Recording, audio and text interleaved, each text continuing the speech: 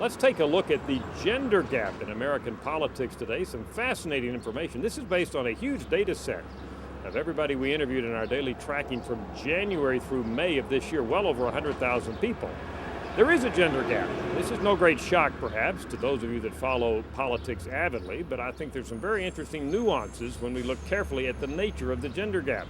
First of all, men, male adult Americans, are fairly evenly spaced out between being Democrat in terms of their identity, independent, or Republicans. 28 Republican, 32 Democrat, 34 independent.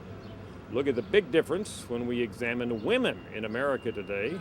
They're overwhelmingly Democrat, 41% Democrat, then way down to 25% Republican and 26% independent. Here's a key point. There's really not a lot of difference in the percent of men and women who identify as Republican. That's fairly constant, 28% of men, 25% of women. That's not where the differences occur. The big differences happen when we look at Democrat and independent identification. Women overwhelmingly more likely to be Democratic and less likely to be independent than men. Men flip it around. They're much more likely to tell a survey interviewer that they are independent with their political affiliation and much less likely to say that they are Democratic. So the play comes in here, as it were, in American politics today in those two categories, Democrats versus independents, not when it comes to the percent identifying as Republican, which again is fairly constant across the two gender groups.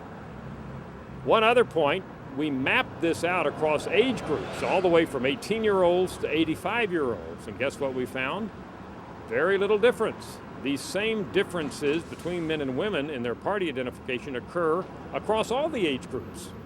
In other words, an 18-year-old woman today is already, at that young point in her life, more likely to be Democrat than an 18-year-old man. And when we go all the way up to 80-year-olds, sure enough, 80-year-old women also more likely to be Democrat than 80-year-old men.